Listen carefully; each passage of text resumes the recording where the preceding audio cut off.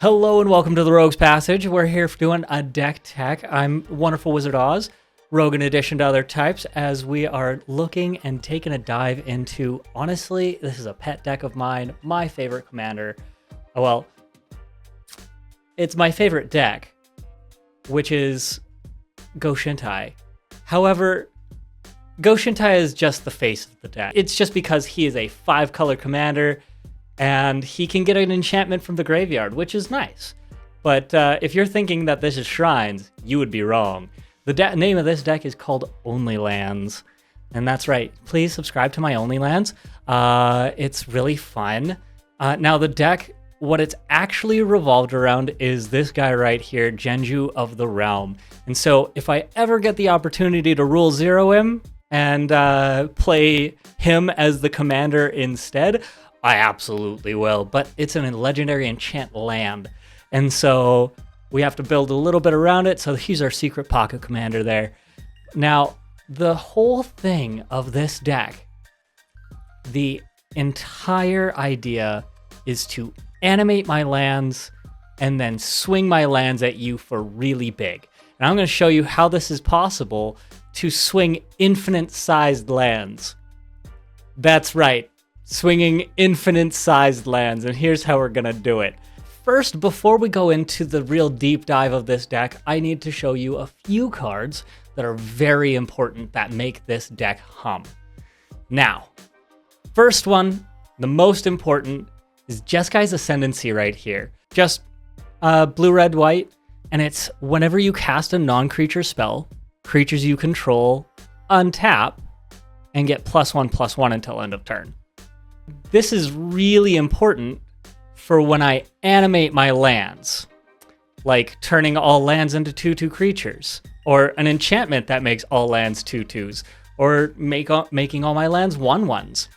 Honestly, just animating all of my lands, being able to have them with Jeskai Ascendancy on the battlefield makes it so that every time that I cast a non-creature spell, I untap all of my lands because they're creatures.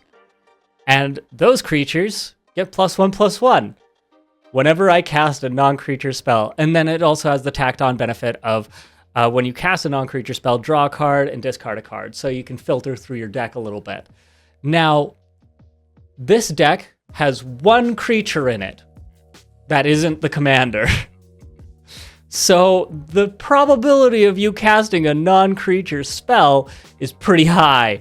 And so what we're going to end up doing is untapping our lands to cast whatever we want, to untap our lands again, to cast another spell that untaps our lands. And we're going to keep doing that until we know that we're going to win. Now, going through that, having board wipes is pretty difficult because you want to be able to cast any spell that comes up. Now, destroying all non-land creatures makes sure that all your lands are still going to be in play. And destroying all non-land permanents your opponents control makes it so that you can actually swing in for the win. And so these two board wipes are best for this sort of setup. We also have an abundance. So whenever you draw a card, choose a land or non-land. Whenever you play a land, draw a card. Just some decent card draw going on. This Invasion of Kaldheim just refreshes your hand. So you exile your hand and you can play those cards until your next turn, and then you draw that many cards that were exiled this way. I find this really beneficial and has caught me out of a pickle more than a few times when I don't have quite the right cards in my hand, but once you refresh your hand, and then those cards are still playable, so that with your Jeskai Ascendancy here, you have more options to keep playing. We've got the Rhystic Study, Rites of Flourishing, playing additional lands, drawing additional cards, the Fish, Mystic Remora, Sylvan Library, generally good card draw. Because this deck is such a jank deck, it really needs some help getting off the ground. So having those tutors, having the really efficient card draw, make sure to have those things so that you can play the janky combos that you want to get off, so that you can have your infinite sized lands to play your deck infinite times and swing in for the win. Whirlwind of Thought and Song of Creation. I mean, this other card draw is really good card draw. A paradoxical outcome can actually get you out of a sticky situation. If someone's blowing up all your things, you can just return them to your hand so that you can play them again. And that gives you fuel for your Jeskai Ascendancy to keep playing new spells. And also fuel for Song of Creation and Whirlwind of Thought. Now, once you start popping off, because this will all happen in one turn, Song of Creation, every time that you cast a spell, you draw 2 cards. And with Whirlwind of Thought, whenever you cast a non-creature spell, draw a card. So 99% of your deck is non-creature. No, 98, including your commander, right? And so you've got 2 different engines that whenever you're casting spells, you're drawing cards. You're filtering through because you're also drawing a card and discarding a card with Jeskai's Ascendancy. I love that this is one of the keystones of this deck because it's very unassuming. Nobody really thinks that Jeskai's Ascendancy is very dangerous. But in this circumstance, it is the kingpin for this deck. With that, you got to be able to protect it. So we do have some counter spells as well as some removal and just some general protection as well. We'll get to that. But with being able to go through your hand and doing this all in one turn, discarding your hand at the end step with Song of Creation, not that bad because all you want is to get as much fuel as you can in the one turn, and discarding your hand is not going to be the worst thing at the end of the turn. Now we have our land animators, which is kind of the point of the deck. Awakening just to keep you safe within before you can get your combo to go off. So you've got 5 mana for putting 9/1/1 counters on a land, and it becomes a legendary land 0/0 Vitu-Ghazi. So it's a 9/9 for 5 mana at instant speed. Pretty good, just in case. Land creatures you control get +2/+2. I mean, once you're actually rolling those lands, because they're getting +1/+1 for every spell that you do, I mean, that extra +2 isn't going to matter too much, but it's good to have. Genju, once again, he's our pocket commander, so we want to make sure that he's represented in there. Sorry, Genju is just a personal favorite of mine. For 5 mana, enchant a land, and for 2, the enchanted land becomes an 8/12 spirit with trample until end of turn. It's a big body, and with trample, because you're animating your lands, they're hard to target. A lot of removal will say remove target non-land permanent. So they could get rid of Genju, but they couldn't get rid of the land itself. Which, I mean, if you're blowing up the creature, it's usually harder to get rid of the creature. Just a little bit of evasion for you there. Giving your creatures flying and vigilance, also pretty nice as long as you have 7 or more enchantments. And we are playing a little enchantment heavy. We want to have permanents on the battlefield. Lean a little bit more into the Enchantress there. Once again, animating lands. The big ones that you're going to want to be searching for: Kamal's Will, Natural Affinity, Nature's Revolt, and a Rude Awakening. All of which will turn all of your lands.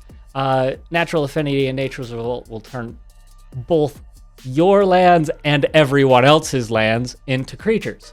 Most of the time, people won't want to block with their lands, and your lands are more likely going to be bigger. It's a resource that you're willing to take on there. Sigil of an Empty Throne, once again, just something to make sure that you have some creatures for blockers. Because we're playing creatureless, we want to be able to have something to protect ourselves so that we can get our combo online. Same with Myth Realized.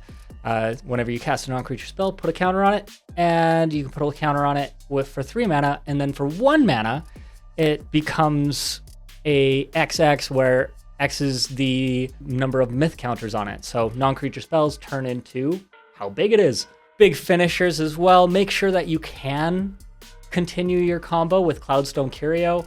You can bounce a permanent to hand so that you can play it again to continue the combo and keep going. If you don't have anything in hand to recycle it, make sure that you can continue that Jeskai's Ascendancy combo and keep playing it. Triumph of the Hordes will absolutely end a game, giving your creatures +1/+1 and trample. All your lands get +1/+1 and trample and infect. And so it's a good way to close out a game, make sure that it ends right then and there. Now our lands, we wanted to make sure that we had a lot of lands that were utility. Lands that turn into creatures like Blink Moth. We've also got Ink Moth in here, Celestial Colonnade, Creeping Tar Pit, Crawling Barrens, all those ones that turn into creatures. Dark Depths as well. Now we've also got Recursion for an Academy Ruins, Indestructible Land, Cabal Coffers. We also do have our Borg in here. We wanted to make sure to run all the utility lands to make sure that we were going to get the most benefit. And we're playing a ton of lands, hopefully as much as we can, and so that we can have as many creatures on the battlefield before we swing. Sorry, we do have one more creature, Dryad Arbor, in there. It's also a forest land. It made sense. Field of the Dead, very beneficial in here. Just being able to play the majority of your lands with the Field of the Dead will make sure that it goes. Now with this, it's a little odd, but we don't have more than 5 basics. We just have one of each color for the basics. We're not really searching for basics. We're more so drawing cards to play our lands. So we have additional land drops a turn, but we don't really search up basics to put them onto the battlefield. Making sure to have land that's going to make sure to fix you. We've got some triomes. We've got the command tower as well. Along with the Dark Depths, of course, we have to have, Reliquary Tower, good to have. Make sure to keep your hand. World Tree and the Thespian Stage with the Dark Depths, so that we can make sure to play ourselves a beautiful little Merit Liege. Now we do have land recursion as well, so that we can possibly play more than one. However, it is a legendary permanent, so you can't really have more than one unless you can have a workaway around that. I didn't put a mirror box in here, but if you think that's going to be worth it, go right ahead. I just didn't find the benefit. Temple of the False Gods, you have a ton of land, get that extra mana. World Tree, monumental in this. Fixes you just right away with a land. And so, super great. Also, more animating lands. Urborg and Yavimaya, make sure to fix you a little bit. I would love to have a mountain and a legendary land that turns everything into mountains and then islands and plains as well. Having all those, I think, would be super. I want the full cycle. So we got Urborg, we got Yavimaya, and when the other ones come out, we'll get those too. Basically, with these 3, it's hard to kill you. You can almost not die. Constant Mists is a fog. Creatures deal no combat damage this turn, but you also can buy it back by sacrificing a land. And with the amount of land recursion in here, and just generally, you're going to sack a land. You're going to stay alive for as long as you have lands, which is crazy. Righteous Aura, 1 mana, pay 2 life. Next source of your choice to deal damage. Prevent that damage. Just don't have it happen. And then we also have the Sphere of Safety, because we're playing a lot of enchantments. The creatures can't attack you unless they pay X, where X is the number of enchantments that you control. And it also counts itself. So, it starts at 1. And for each creature they can't attack for the amount. Pretty good. Burgeoning. There's our additional lands for turn. So whenever an opponent plays a land, you play a land. Carpet of Flowers. During your main phase, add X mana equal to the number of islands target opponent controls. Now, most of the time, people are playing islands, and that's the player that's going to mess with you the most, because you're going to be comboing off all in one turn. And so the person playing blue is most likely going to be your biggest problem. And so look out for those counter spells, but you might as well benefit off while it's there. Chromatic Lantern, fixing all your mana once again. Also Chromatic Orrery. Just amazing mana fixes. The Orrery is a little more expensive, but with the amount of lands you're going to be playing, it's going to make it worth it, and you're going to get there. Now, Cultivator Colossus. This is a powerhouse of a card. This is really the only creature that is just a creature. It is a plant beast, so it almost fits thematically. But we play this as a spell, because if you've got an abundance on field, all of a sudden you get to play every land from inside every single land from inside your deck goes onto the battlefield. Let's go over it. Cultivator Colossus, power and toughness equal to the number of lands you control. Great, good. That's all right for for 7 mana. It's a lot, so it's trample. And when this creature comes into the battlefield, so as a spell, when it comes in, you may put a land from your hand onto the battlefield, and if you do, draw a card and repeat this process. Now with Abundance, when you go to draw a card, you can choose to reveal until you hit a land or non-land. If you choose land every time, you get to play every land from inside your deck because you'll draw a card, put a land from your hand onto the battlefield, and then repeat the process for another land and another land. So playing every single land out of your library at the same time, and with a Field of the Dead and things like that, sometimes that can just win you the game. You want to animate your lands and swing for infinite land damage, but sometimes that's just not available. So you just play all of your lands and have a Field of the Dead make that many zombies, and have your Thespian stage turn into a Field of the Dead so that you get twice as many zombies. You got options. Exploration, additional lands, Farseek, go ahead and fix yourself with some mana, and then a Giffarori to play additional lands.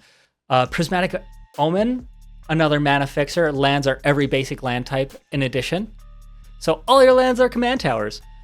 Scape Shift, I think we know what we're doing here. You can get rid of all the lands that you have on the battlefield. Go and get yourself the Cabal Coffers, the Urborg, the Thespian stage, and the Dark Depths. Whatever you feel like at the time, you can just change up your mana base and make it something a little more devastating. Nature's Embrace. This is probably our slowest one, but it just fits so thematically. Enchant a creature or land.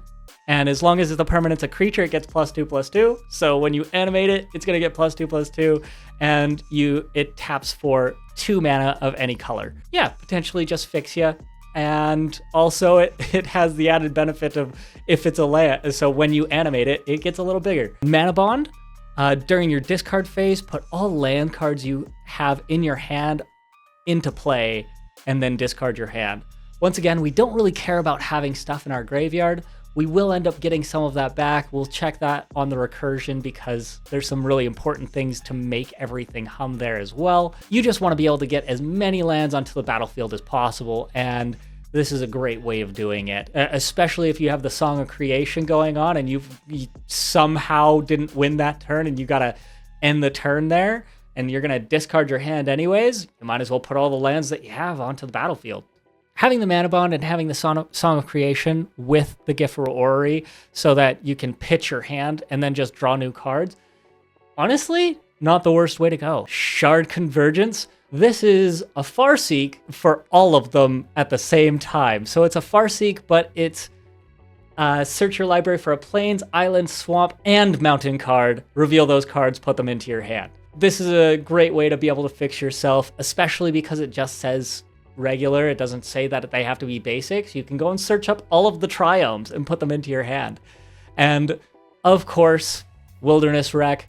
It almost gives all of your creatures vigilance because your creatures are lands, and so it untaps them all, then you're good to go. Now we move on to our recursion here. So Conduit of Worlds and Crucible of Worlds. Playing lands from your graveyard. Just being able to play lands from your graveyard, so good. This Conduit of Worlds also has the added benefit of being able to play a non-land permanent from your graveyard if you haven't cast a spell this turn. So if you've got nothing else going on and you really need the Jeskai Ascendancy back out of the graveyard, there you go. You've got a way. Eerie Ultimatum. Return any number of permanent cards with different names from your graveyard to the battlefield. This is singleton format. You're getting all of them back onto the battlefield. Every permanent's just going to go slam back on. It's a little mana intensive, but we have enough mana correction that makes it worth it to play. Regrowth, just generally a good card. Return any card from graveyard to hand. And Starfield and Nyx, being able to get your enchantments back from the graveyard to the battlefield.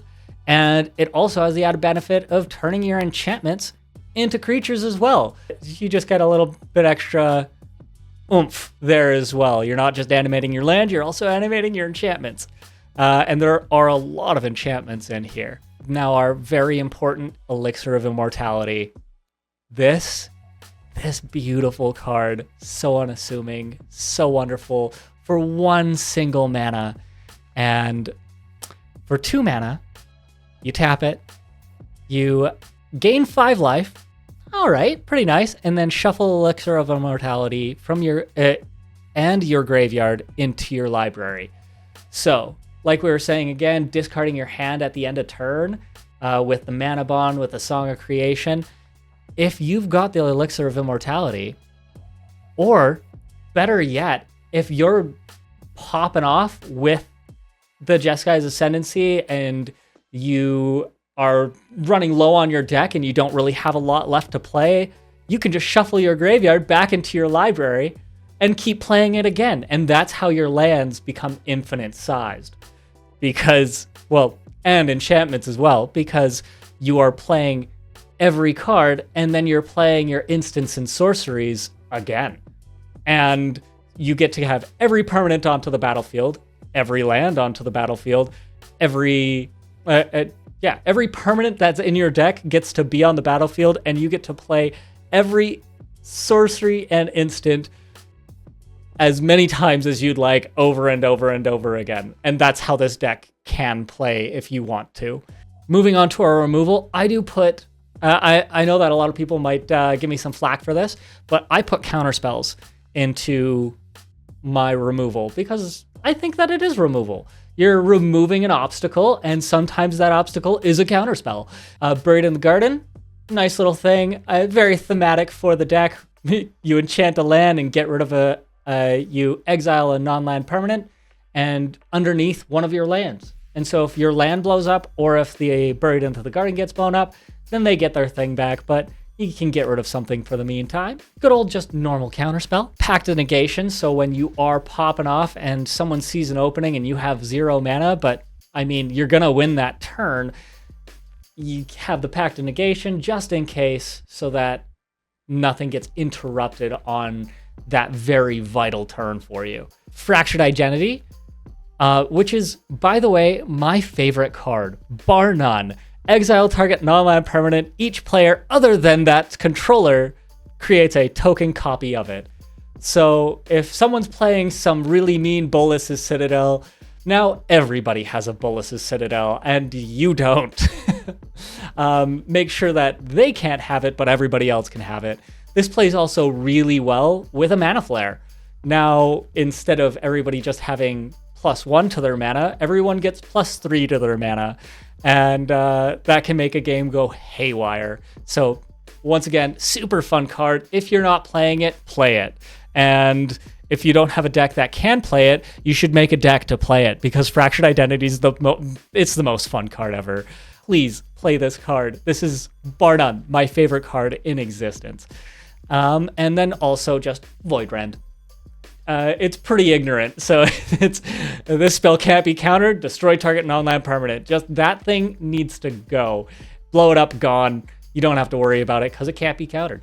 Some stuff protection. Make sure to protect your stuff. Greater Oromancy, your enchantments have Shroud. Not Greater Oromancy, but every other enchantment has Shroud, which pairs really nicely with the Privileged Position. Other permanents you control have Hexproof. So this will have Hexproof. This will have Shroud. And all of your permanents will have Hexproof, and your enchantments will have Hexproof and Shroud. Just beautiful pairing, like a fine wine and some nice cheese. My lactose intolerance and cheese. Loving it. Heroic Intervention and Simic Charm. Simic Charm just gives them Hexproof. Heroic Intervention gives Hexproof and Indestructible. It's good to have on both fronts. Make sure that you can have that really essential turn and keep your permanents safe. Another way to keep your permanents safe is by threatening the people. Karmic Justice. Whenever a spell or ability an opponent controls destroys a non-creature permanent, which we're not playing creatures, so if they decide to blow up one of your permanents, you can destroy a target permanent that opponent controls. So if someone blows up something of yours, you can blow up something of theirs. Vengeance will be yours. Play some Karmic Justice. And then a nice little group hug card, Terra Eternal. All lands are indestructible. And so giving your lands indestructible, really nice to have. I mean, it's just a great protection for your lands, which are your win. Tutors, We got the Demonic Tutor, Vampiric Tutor, go and get the thing that you need. Enlightened Tutor, get that Just Guy's Ascendancy, make sure you have it. And then the Mystical Tutor to make sure that you've got the instants and sorceries to animate your lands. This is the nice way to play it. Now, because you're not playing creatures, a few options for you if you feel like taking out some of the nicer cards and putting these in instead. And I have played it with them, and it works really well. It's just really mean. Meekstone, no creatures other than power 2 or less can untap. Only small creatures. You don't have creatures. You're untapping your lands. Doesn't really matter.